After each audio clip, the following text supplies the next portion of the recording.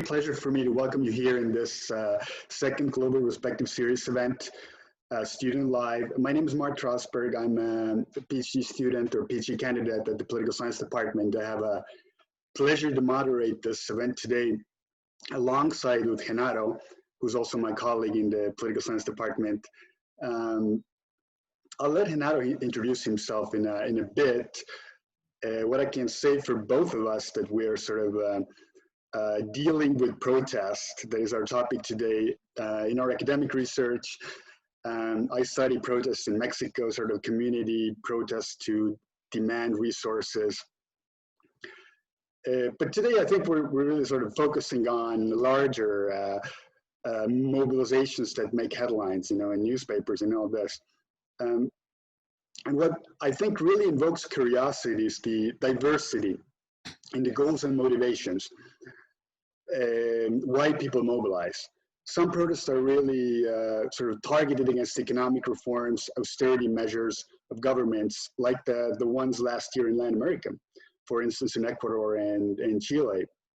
Others are against corruption, like we have a case in Puerto Rico last year, which I'm sure Renato is going to talk about.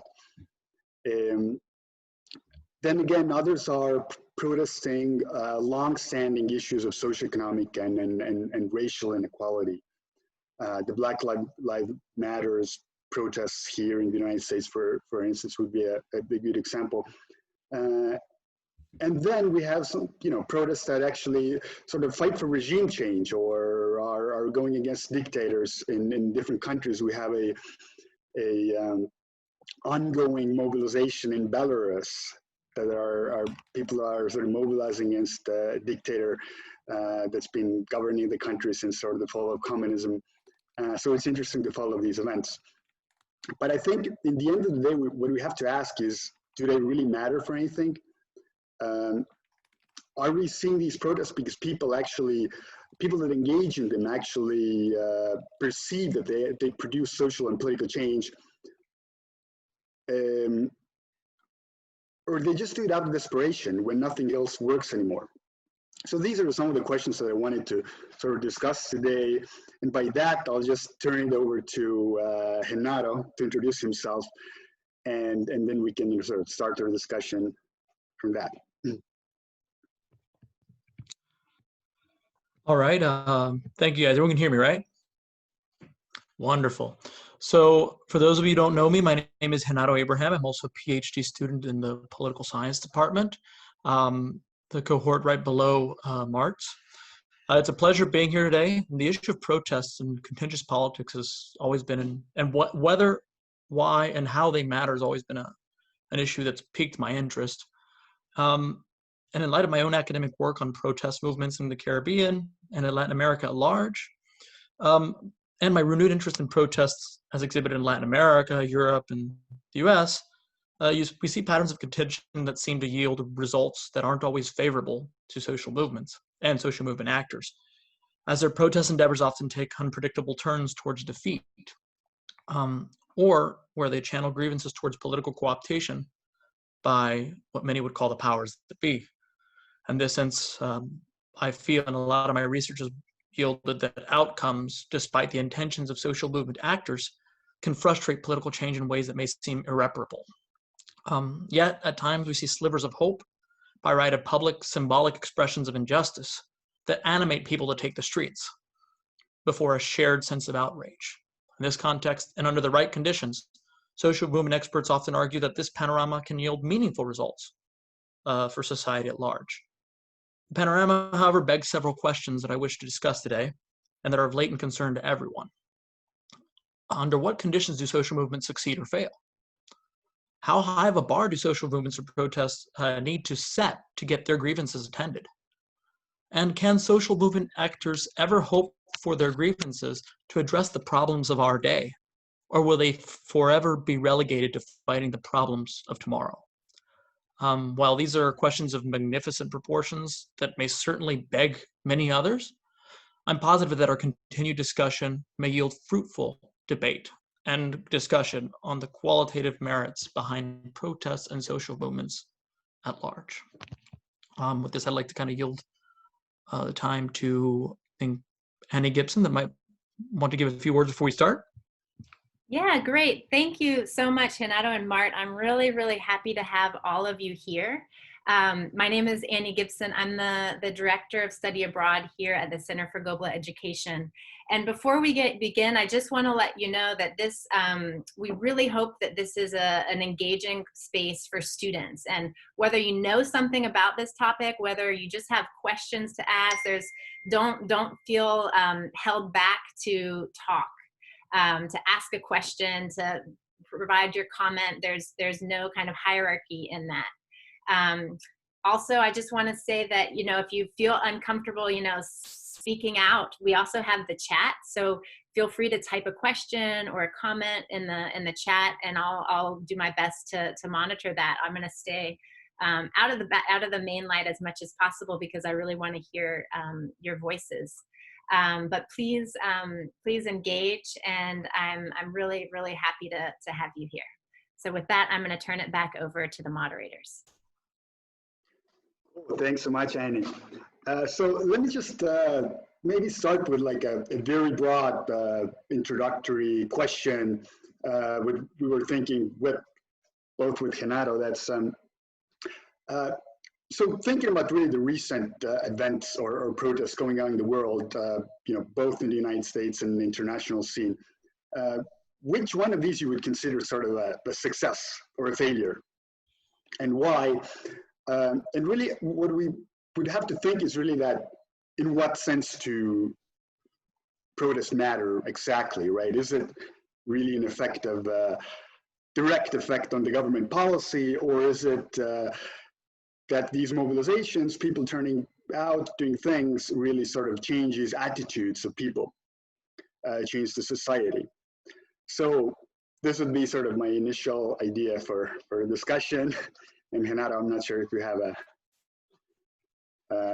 you know, want to follow up on this, or someone directly wants to say something. Yeah, I would just say that I think it's a question that touches on every question, right? How, why, and to what extent do protests matter? And it's all going to depend on how we characterize the nature and intentions of social movement actors, and what possibilities they really have at advancing what they wish to gain.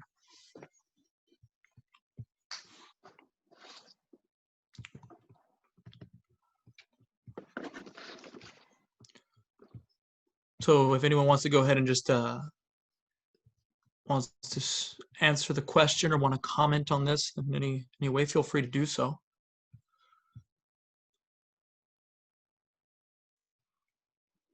Maybe just make the things a little bit more sort of concrete. And I see that there's a lot of people here who know about Latin America, and so what is sort of the consequences of the last year wave of discontent?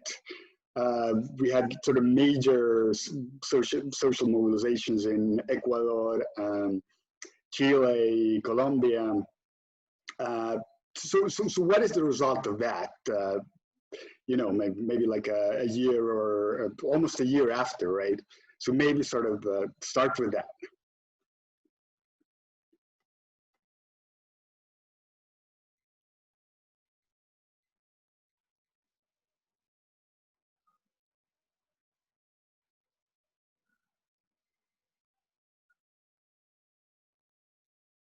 Ezra, do you want to say something?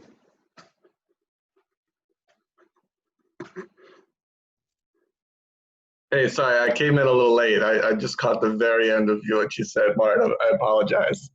So I'm a little bit behind here.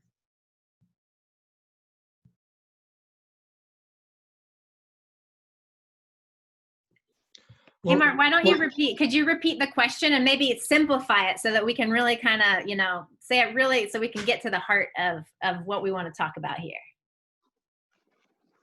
Yeah, so I asked about the social protests in Latin America last year, where sort of people are coming to the streets against the government's austerity measures. That sort of, you know, the governments are restricting some of the social policies and welfare state, and and then, you know, generally protesting against socioeconomic inequality.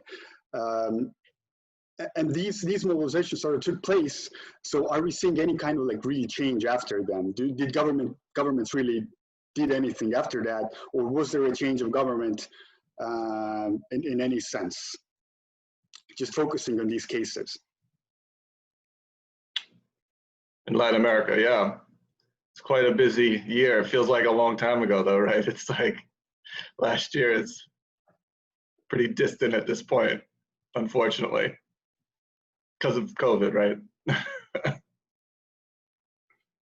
So Andres, what do you think what happened in Ecuador? Hi everybody. I think I can comment a little bit about the situation in Ecuador. Well, this happened last year in the context of the protest, which was indigenous movements against the government. It was on the frame of the IMF treaty. So Ecuador was the government of Ecuador was trying to implement shock therapy recommendations from the IMF. And this included a number of policies that were going to affect mostly, like, I would say, like urban poor and also rural jewelers. The contentious issue here was around the reduction of the gas subsidies. So in Ecuador, the gas is subsidized, really subsidized.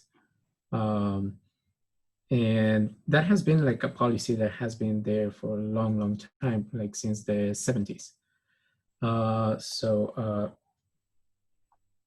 They were trying to get rid of the subsidy, and that really was the issue that brought together a lot of population, because, you know, indigenous movement is one thing, and then you have like the general population, which isn't organized. The indigenous groups are very organized in Ecuador and very strong, fighting against neoliberalism since the 90s or before.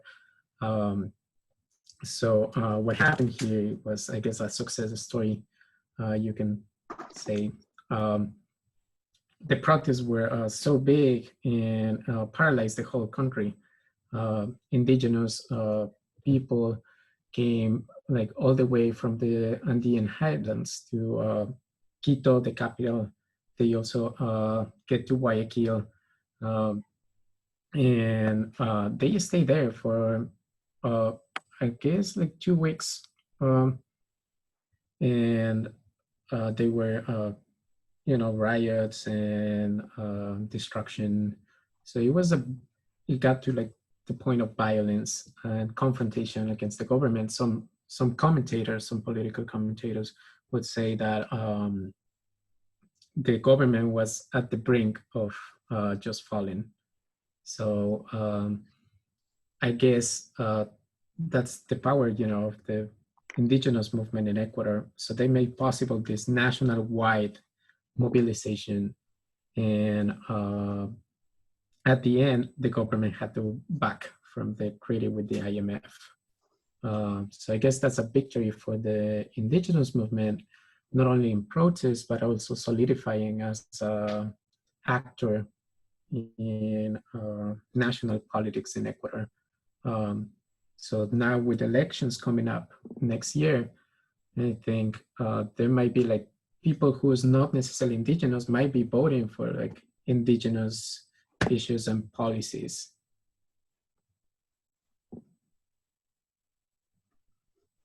Does anyone want to sort of jump in on this?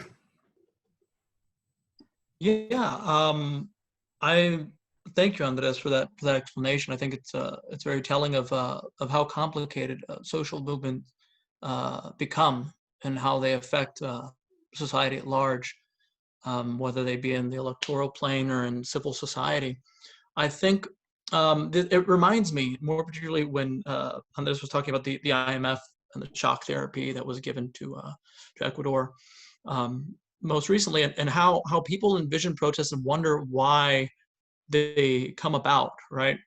And it reminded me of the case in 2019, at the end of 2019 in Chile, when there was a bus hike, a price on price hike on bus fares, and in the media it was expressed as something that was like, it was like, why would a 4-cent bus fare hike cause protests of such a magnitude, right? Protests went on for weeks, like, buses were burned and whatnot, and it just, I think, goes to show how sometimes these protests are so immeasurable. A lot of people would ask, well, if Chile is one of the most stable democracies in Latin America, if it's one of the most stable countries economically, if it has all of the prescriptions that you'd have for democratic and capitalist progress, why would these little moments, these very precise moments in time, affect the society in such a violent manner? And with that, I think it goes to show that stability in itself is somewhat of an illusion when it comes to the lower margins of society, right? Sometimes we take the idea of stability for granted, and when it affects certain echelons of society that do not have the same ability to cope with any of these changes that might upset the structural integrity of society at large and its inner working pieces, we see that people get upset, and we see confrontations between classes, or we see confrontations between different political identities, right, that aren't always absolved in the present, and that despite maybe the level of violence that might be attributed to protests, or the intensity of with which protests are endeavored, change itself will not always be seen in that moment, right? Or the grievances that social movement actors might wish to see will not be endeavored in that in that particular moment. So I think it speaks to a reality at large about how protests, their effects are longevous in a lot of senses. It's like a Vladimir Lenin. I hate to quote this guy, but he has a really cool quote that's where he says that protests, or moments of contentious politics, are when the centuries are condensed into weeks, right? And sometimes we don't see that the intensity of change happen until much later. And so I guess it speaks to the question also of when do they matter? When do protests matter? When can they change things for the greater good of society? So I will. Okay, go ahead, Andy. Sorry. No, it's fine. It's just I want to follow up on. I just want to. Hello, everybody. My name is Andy Acosta. I'm not in poli-sci, but I have been hanging out with you for some time, and I want to follow up on the question the example that you brought, Genaro, and it's about Chile. And I'm not an expert in Chile. I have family living there, and I remember that one of the issues, well, as you said, one of the issues was the metro, subway, or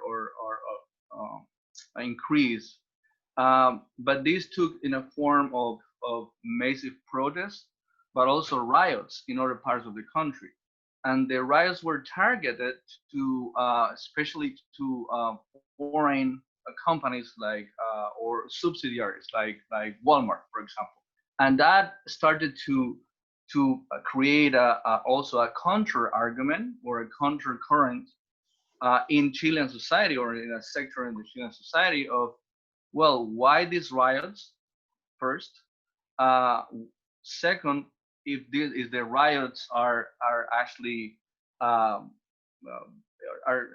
will have a good positive outcome, and also started to as it's happening here in the United States, I started to have to create a vision on an idea that protests, okay, they're fine, but then riots the idea of riots are also staining the whole argument of the betterment of the society.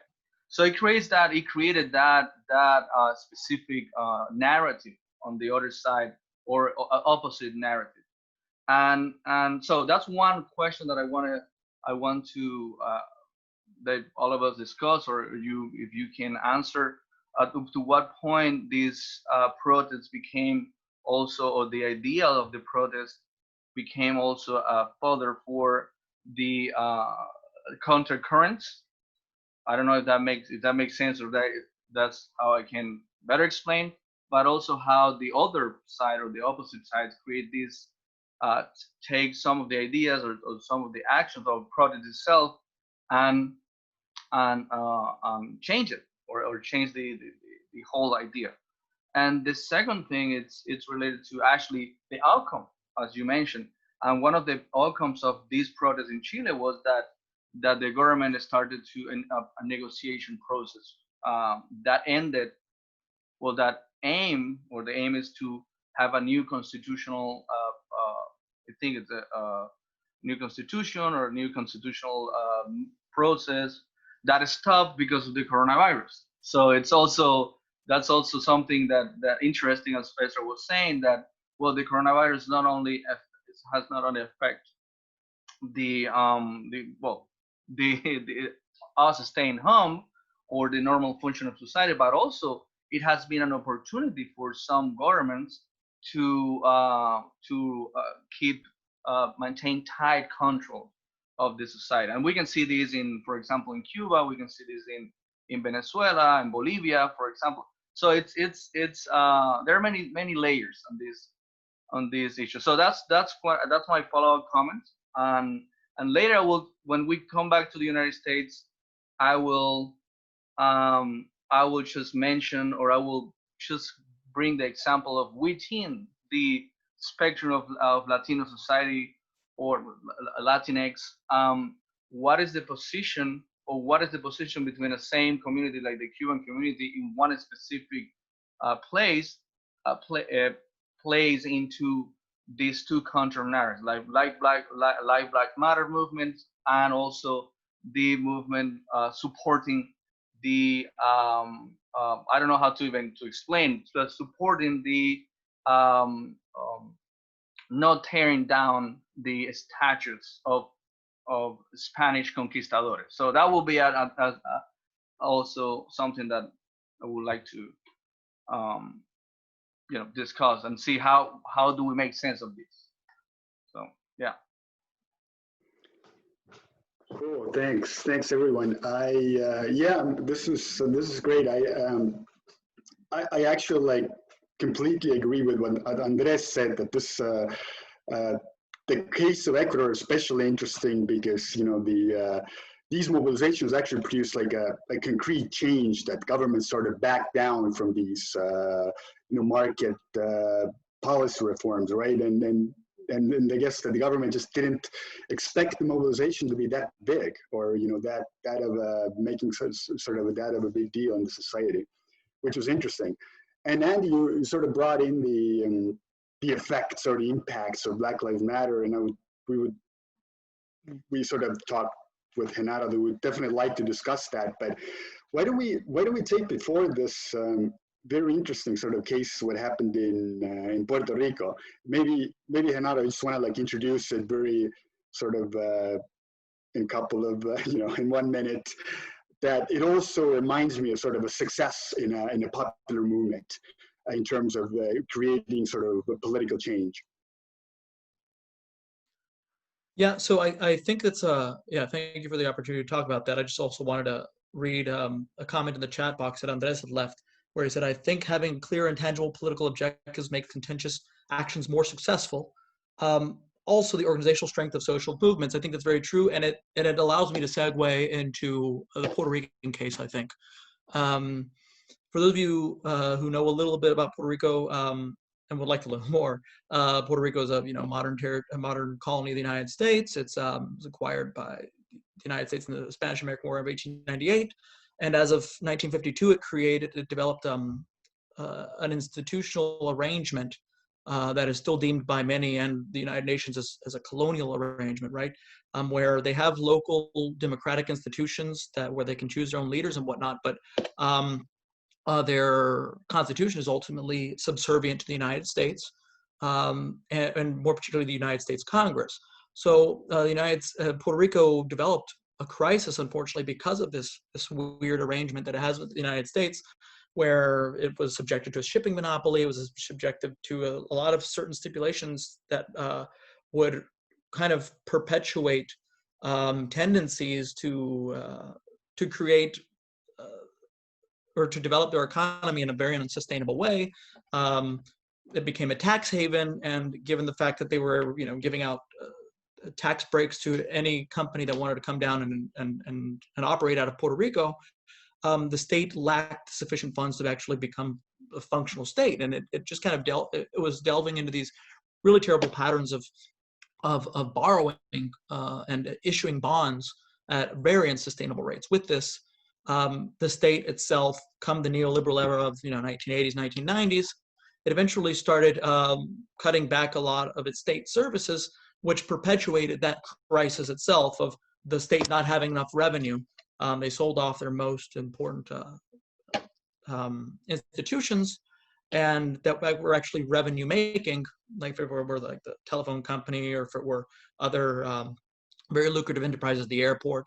And with that, for the last 30 years, Puerto Rico has been basically in a stagnant economic situation where it hasn't found a way out as early as, and with this, each new administration that has come about after the 1990s has been borrowing at unsustainable rates to kind of make up for the lack of government revenue, just kicking the can down the road, if you will.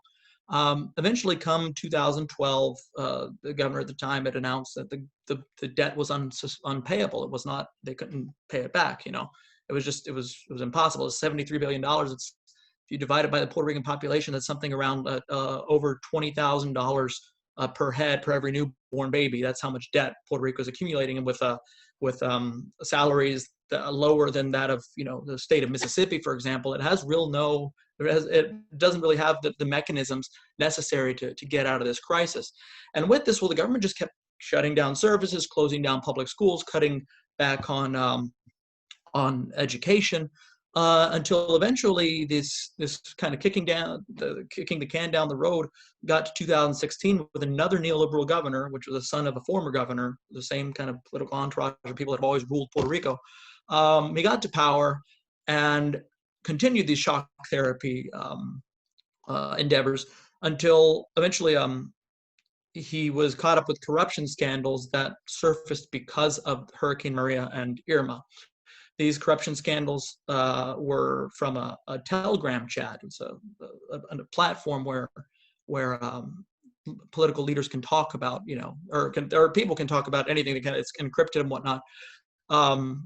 The chat itself contained a number of sexist, racist, homophobic comments, jokes about hurricane victims, evidence of political persecution on that by the governor on other members of society.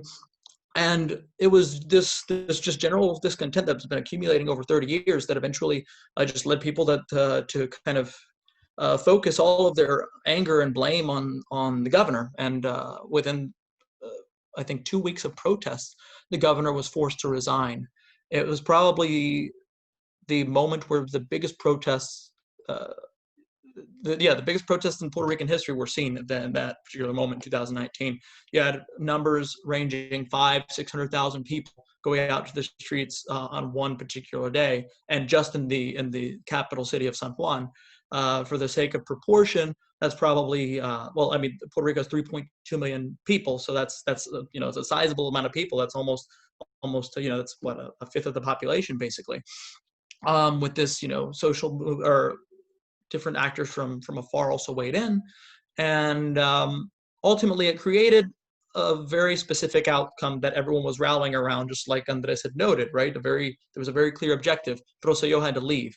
So I would agree with Mart in that there was a successful outcome, right? Rosselló had left, which was the governor at the time. The terrible thing about the outcome, though, is that since it was so narrow, just like someone leaving, the structural subservience of Puerto Rico continues. The neoliberal cuts continue. The same party is still in power. We have elections coming up, which could possibly change it. There's a new political movement that a center-left political coalition that is gaining ground and that has the potential to possibly become the second political force on the island in an otherwise bipartisan kind of pattern of two parties for the last 70 years controlling the electoral politics on the island. I think there's a sentiment of anger that is helping fuel this. But I think the most interesting thing is that you never, which was what I spoke of earlier, you don't know when these pointed moments will come. And when they come, everything comes to surface, right? And that's what kind of characterizes social movement. That's what even, I think it allows us to segue in, also into what happened with the George Floyd protests, right? We know, and I think it's been a very latent concern in the United States for the last 20 years. Systematic racism exists. There's evidence of it. I mean, not everyone will necessarily agree with that statement, but we know that there are systematic inequalities that favor certain groups in civil society over others. That's a reality that we all face. But it's been vociferously expressed in all mediums and all spaces. But at the same time, it was only able to gain traction when we had these symbolic moments of political expression, like the death of George Floyd, right? So maybe we can talk about that and talk about connections to anti-neoliberal protests versus these protests that are out of almost out of cultural solidarity, because that's I mean, ultimately that's what happened, right? It was there was a sense of cultural solidarity of solidarity in every sense that kind of sparked anger that brought people to even consider reforming the police. So if anyone wants to comment on that. Jump in terms of the U.S. protests or Black Lives Matter sort of movement here in the United States.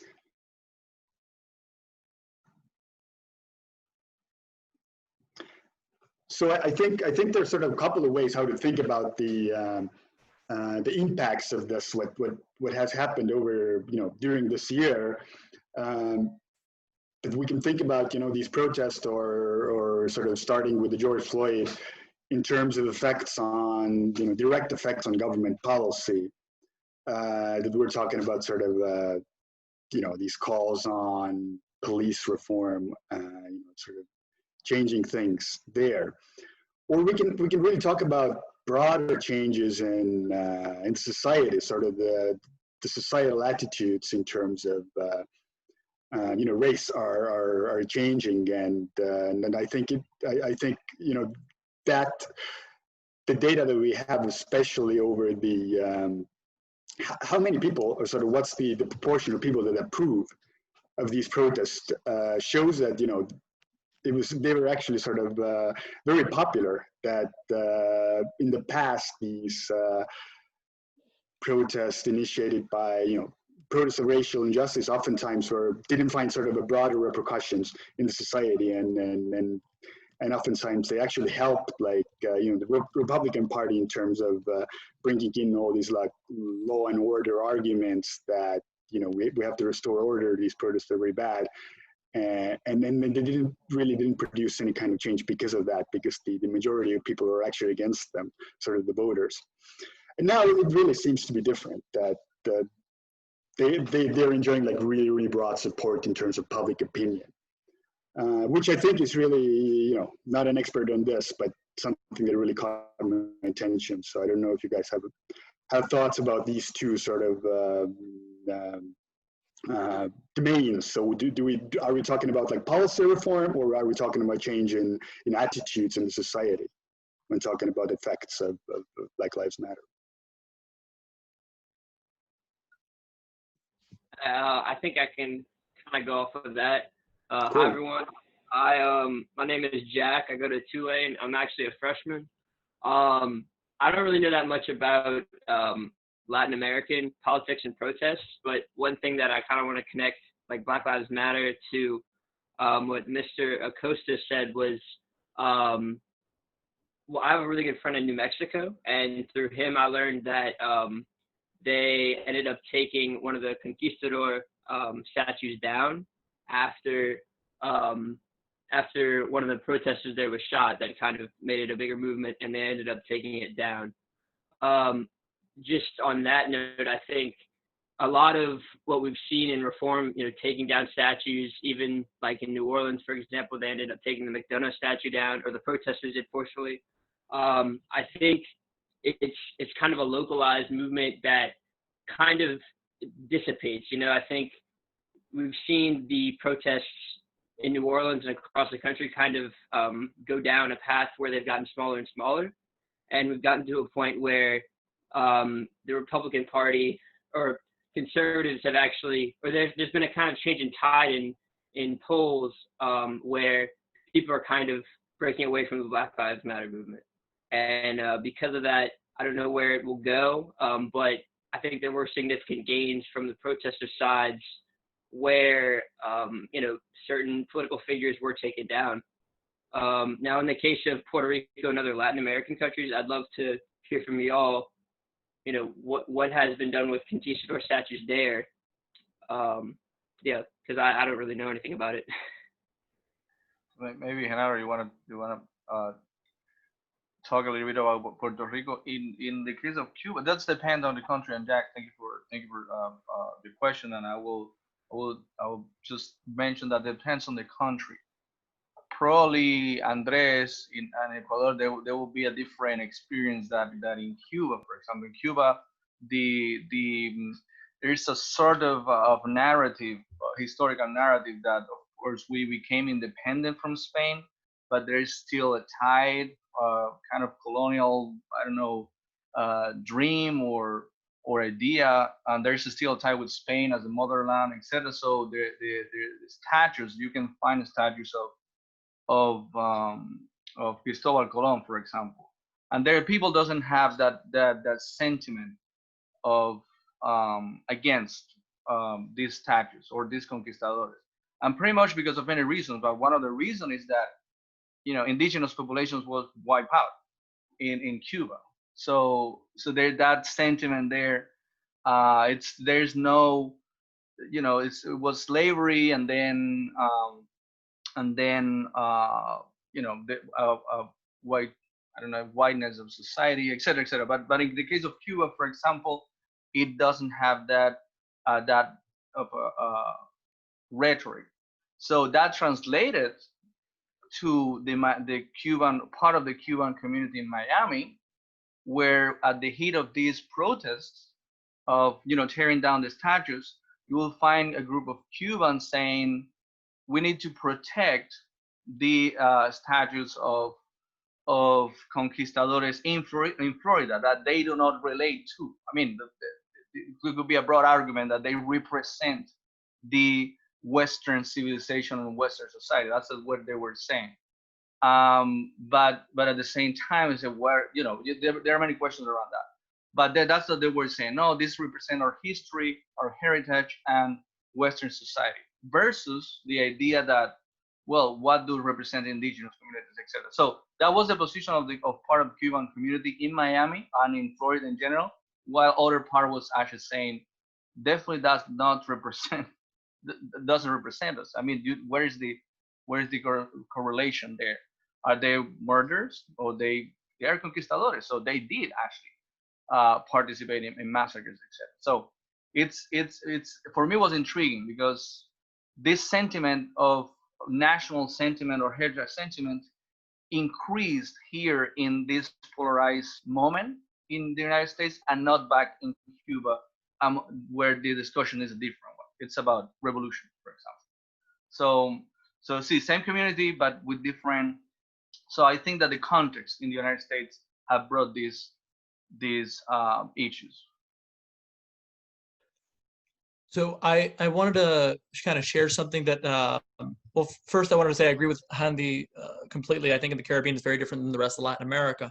And that, yeah, there's also the fact that Cuba and Puerto Rico also share a history of colonization by the United States, and ultimately the vivid imagery of what colonialism means for us versus the rest of Latin America is very different. Our last colonizers were the United States. They weren't Spain.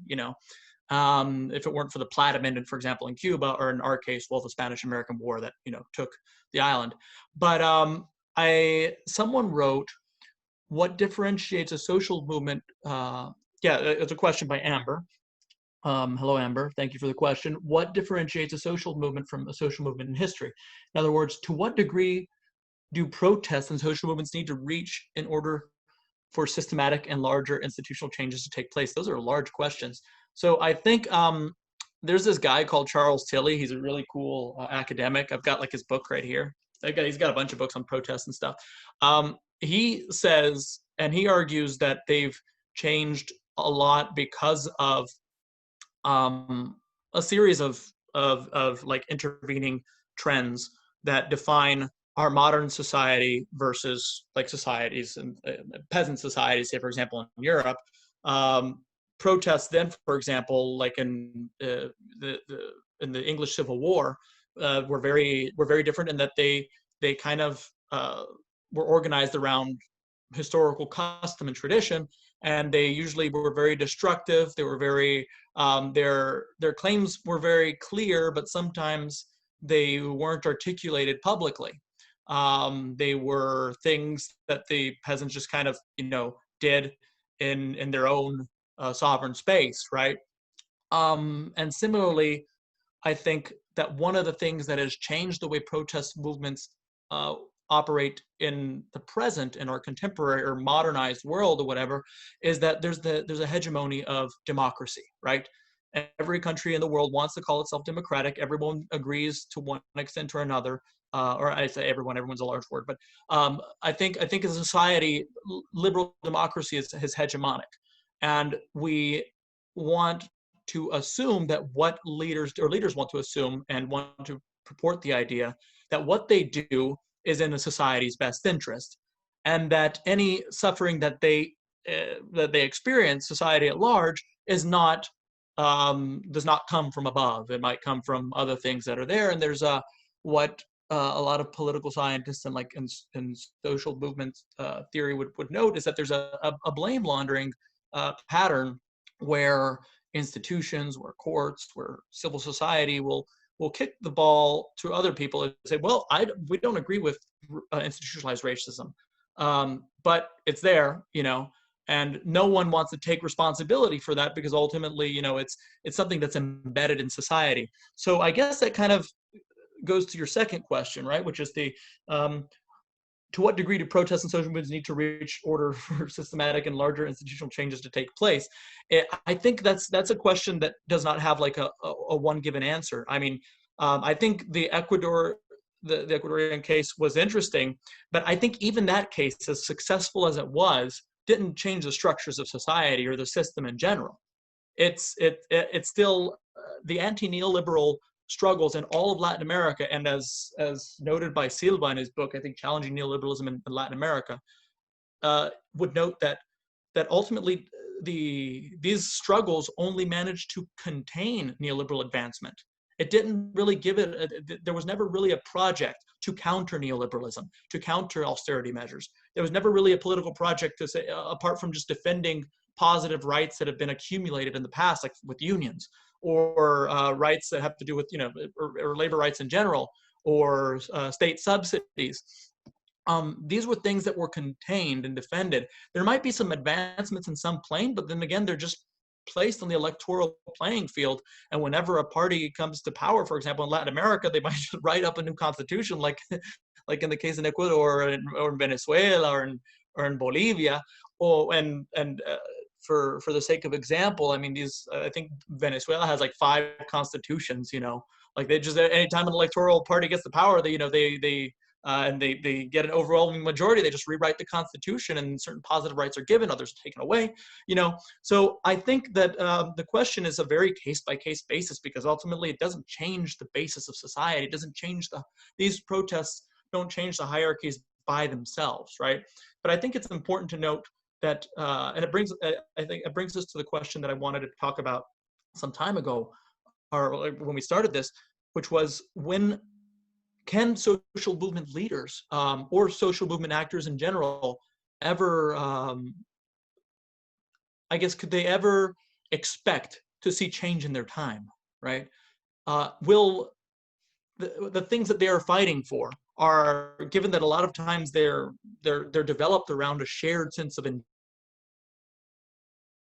justice ever see the structures of society change in their lifetime, or are they forever relegated to talking about their children and the things that they would like to see their children grow up in? I don't know. I leave that question to you guys to talk about. I don't have an answer to that one.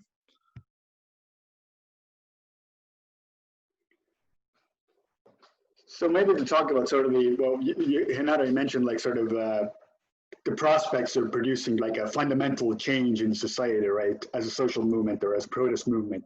So we do have these, sort of regime change protests, and we're actually, some people think that we might be in the middle of one such a protest in Eastern Europe right now, which is a country named Belarus, where sort of almost the whole summer we've seen these large crowds turning out protesting against the government or the dictator that's been ruling since the beginning of the 1990s. People are very unhappy in terms of how the economy is doing, in terms of corruption.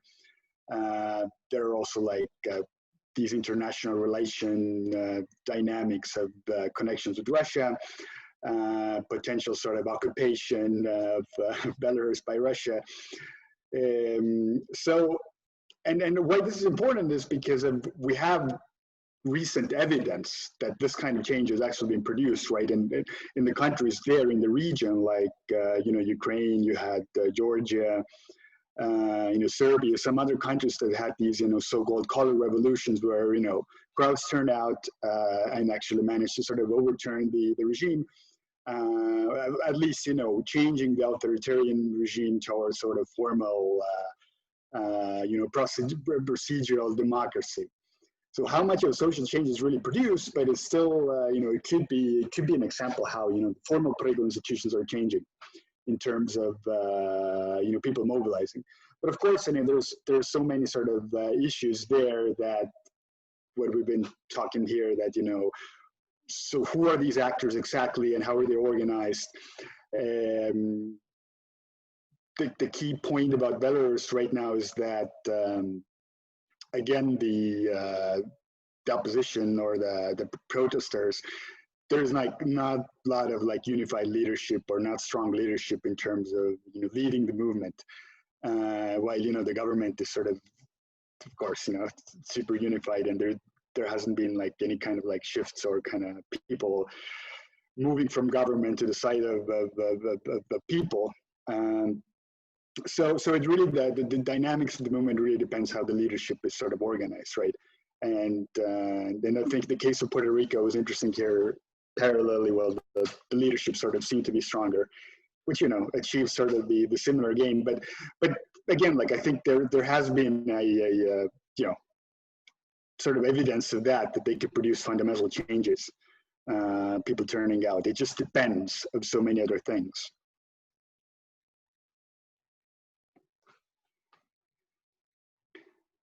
Cool, Renato. Do you have any other like questions or points that maybe some other cases that we should talk about?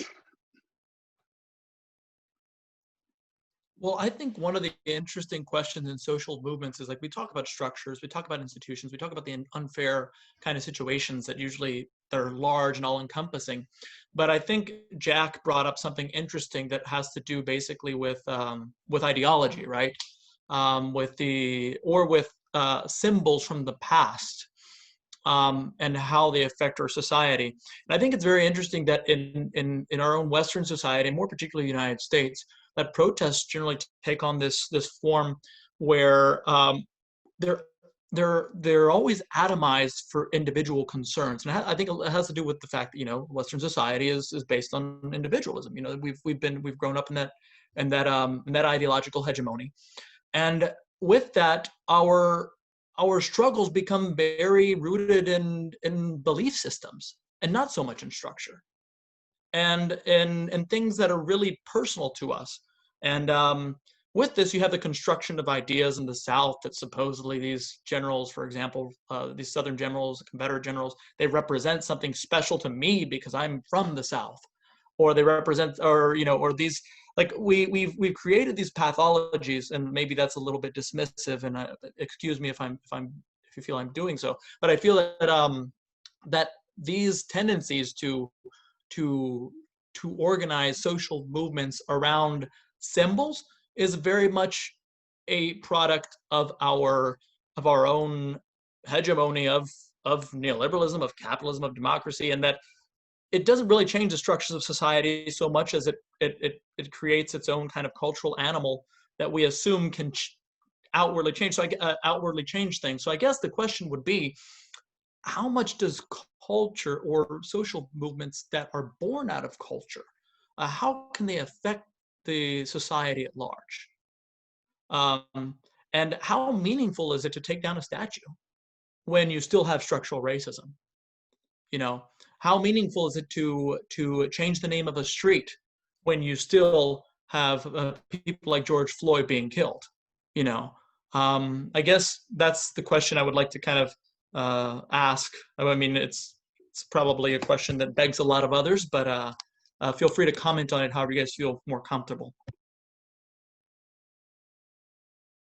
And we're coming up at about 5 minutes till the end, and I see there's one comment in the chat, and so maybe we could take that comment and maybe any final comments from Renato's discussion, and feel free if you have any other comments to put them in the chat, and we'll kind of wrap up with that.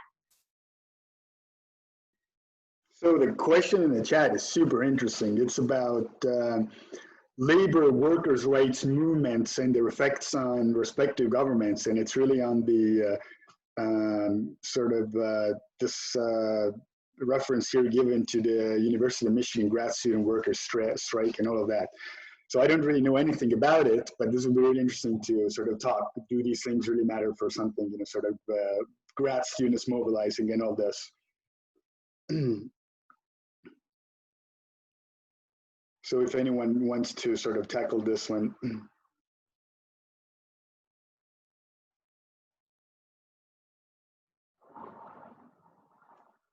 I'll read the question in case people are not looking at the chat. The question is to talk more about labor and workers' rights movements and their effects on governments.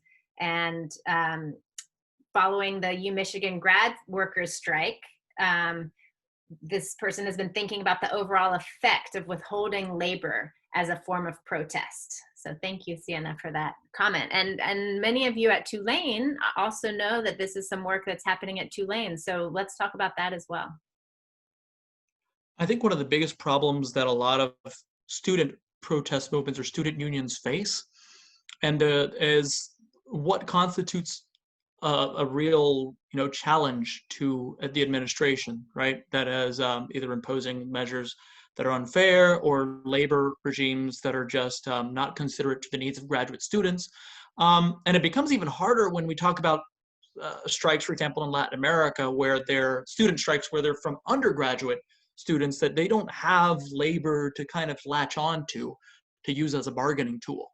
I think that the labor movements within this graduate student circles, they have this this ability to do really awesome work because they do an amazing amount of labor. Like they are always, they're grading papers, they're doing a lot of the dirty work behind the scenes, and at the same time, I think that they could have serious effects on labor rights in general, given that, I don't know how many institutions help push students through, getting degrees and whatnot. I don't know, I don't have any data available, but I think it could have an overall effect just because they do have labor to latch onto.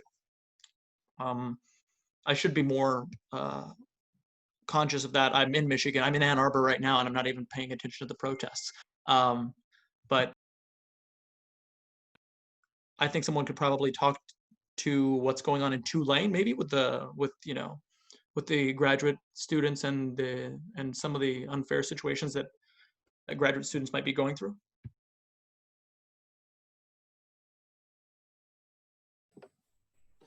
Oh, hi there. Yes, so just happened, I'm also involved with Solidarity Tulane, which is the proto grad student union. And I say proto because that's actually the problem that we face as building this grad student power, and I mean like organizational, that in private universities here in the US is a real hard challenge to actually form a grad student union. For universities like UM, Michigan, then the challenge is different because they depend on other laws, the state laws, to like form a grad student union, while private universities depend on federal regulation, and this is the bureau, I don't remember the name of this labor bureau that decides on who can become like a grad student union, or grad students are only students, or they are workers as well. So what's happening in Tulane is, as we're trying to work on this campaign on this particular issue, this that concerns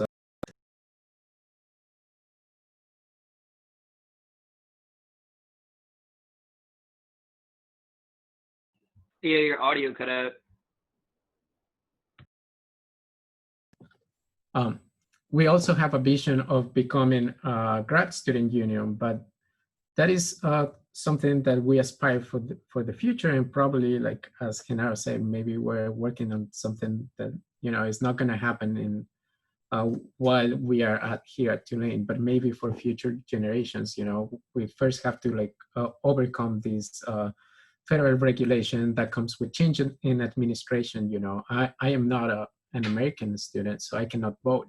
But for those who can vote, then I guess the Democratic Party being in government would be more favorable to building or approving grad student unions in private universities.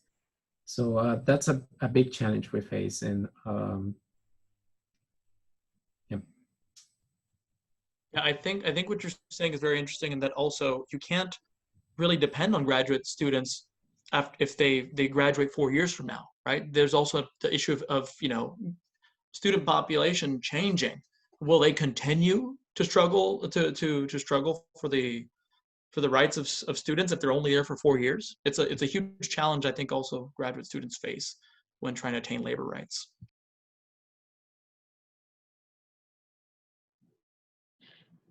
Renato, maybe you can comment on something interesting that happens in Puerto Rico. It actually happens in Latin America a lot, where political parties and political organizations are really engaged in the student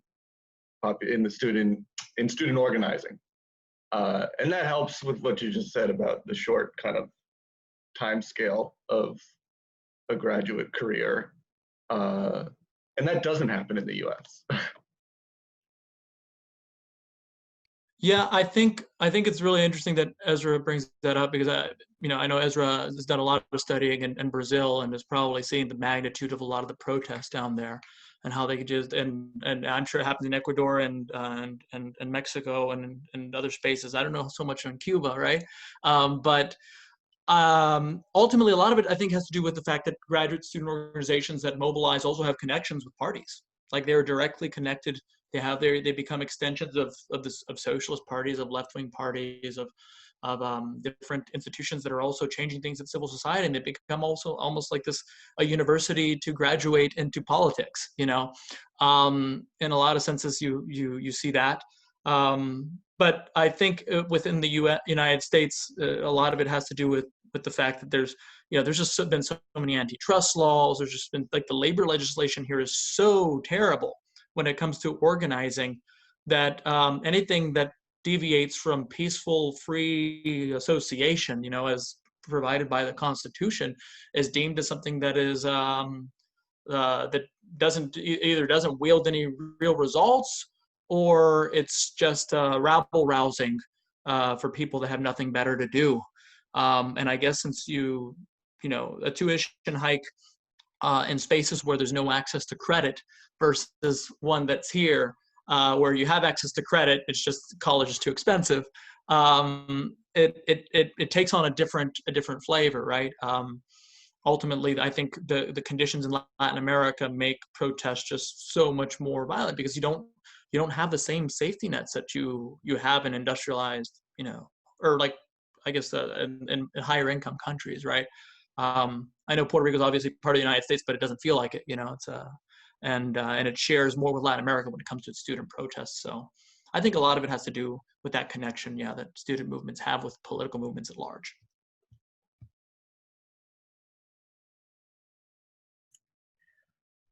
We are coming up on the hour. So with that, I'm going to kind of wrap it up. And I want to thank Renato and Mart for leading and moderating this discussion, and thank all of you for engaging in this conversation. And I hope that this can be just the beginning of finding people and synergies to kind of start and move this conversation along.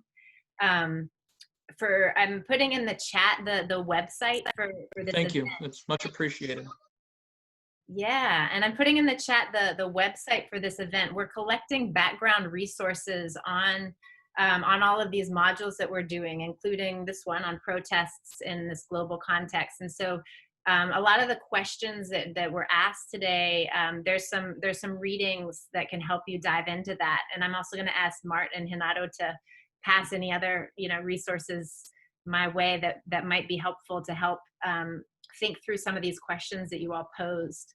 And so I thank you. Feel free to reach out to me, Annie Gibson at the Center for Global Education, to be connected to anyone, or to, if you want to more on a certain topic or event, we're really happy to have this forum to be able to talk across cultures, across national boundaries about these topics of our time.